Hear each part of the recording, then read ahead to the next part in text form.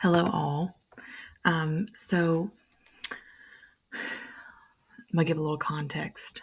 Um, this is a video I wanted to create in response to some of my own work with kids lately, just in small groups and some things that I've seen um,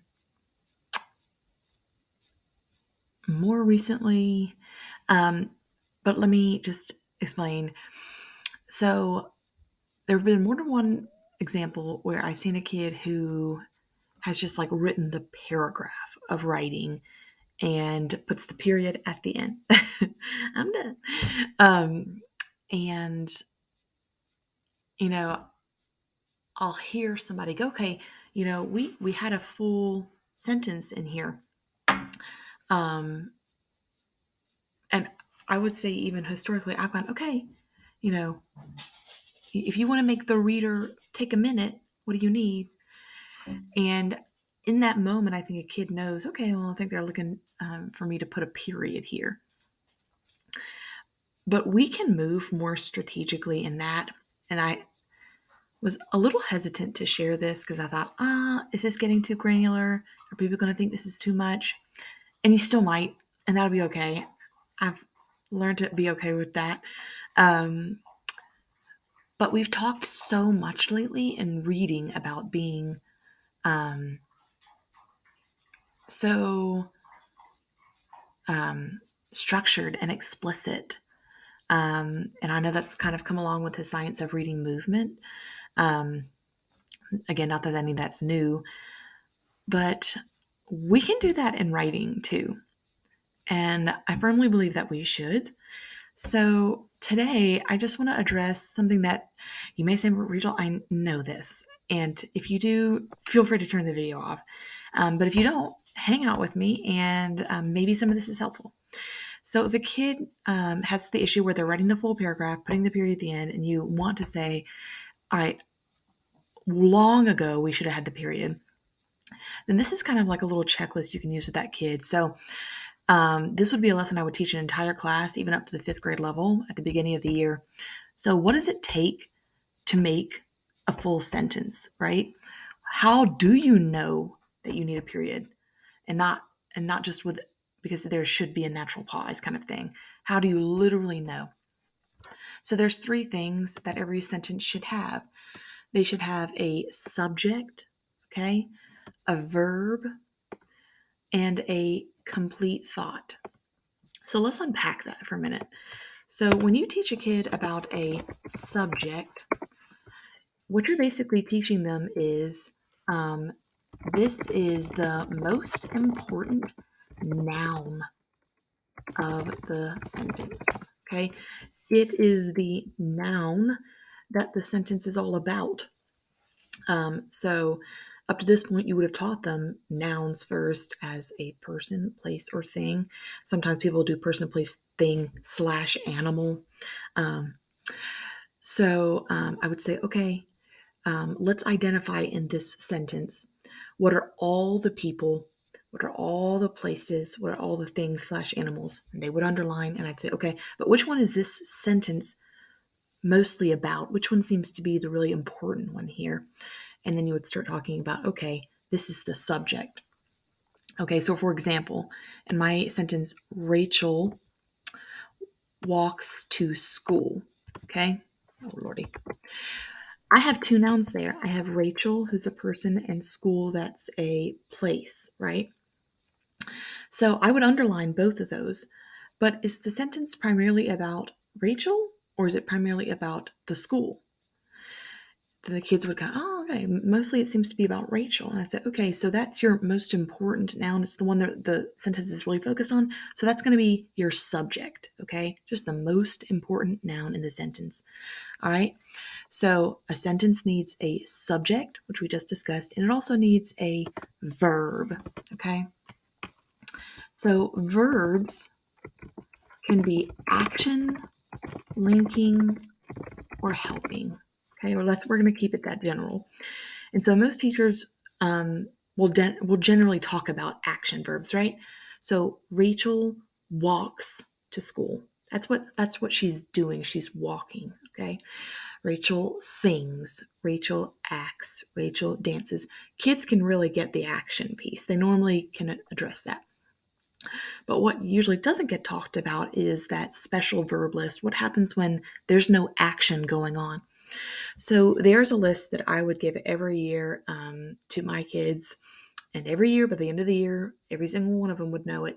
Um, and so it's am, is, are, was, were, be, being, been, have, has, had, do, does, did, shall, will, should, would, may, might, could, must, can, could, taste, feel, smell, sound, look, appear, grow, remain, stay. That's my list, and I would not teach them all, obviously, in 1 week or anything like that. They would kind of get taught in chunks. I usually start with am, is, are, was, were, be, being, been, and then I do another chunk, another chunk. So I would explain to kids that those are linking and helping verbs, and there's some extra ones in there too, but mostly they just need this is a special verb list. I'd say some of them are linking, which means they're a verb that's trying to help connect something about the subject to the subject. For instance, Rachel is nice.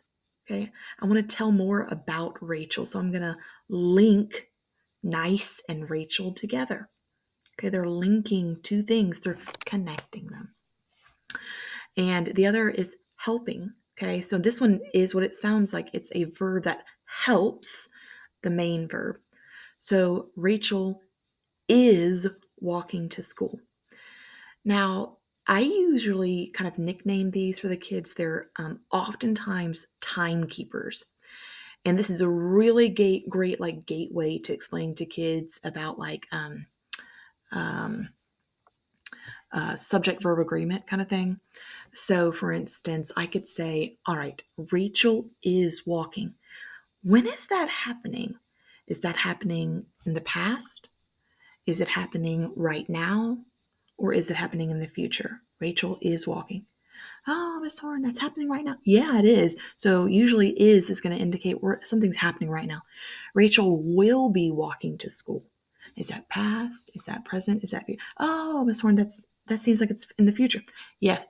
And so if they talk about that at the same time as they're learning how to do narrative writing or any kind of writing where you want them to say, oh, I want this whole thing in the past, or I want this whole writing pretending as if it's happening right now. So you can really help them lock in those ideas with helping verbs if you're talking about that at the same time as they're doing that writing. So we have action verbs, linking verbs, helping verbs, and again, that's that specific list right here that I used to give every year. Okay. And again, the helping verbs are the ones that I would say often many of them are timekeepers or help with time, past, present, future. And then there's this whole complete thought thing. And every year, kids are super confused by that. Like, Miss Horn, I don't, what? So I have to give them a really vivid example. Okay. So for example, Rachel is blah, blah, blah, blah, blah. Okay. So I would say, all right, do I have a subject? My most important noun. Oh yeah, it's Rachel. Yeah, I do. I have that. Check it off. Do I have a verb? Well, Miss Horn, nobody's doing anything. You're right. I don't have an action verb.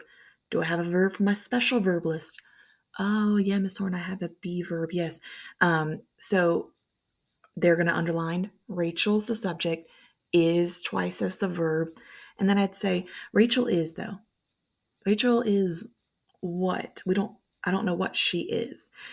And so I'd say I need to complete that thought. Rachel is nice. Oh, excuse me.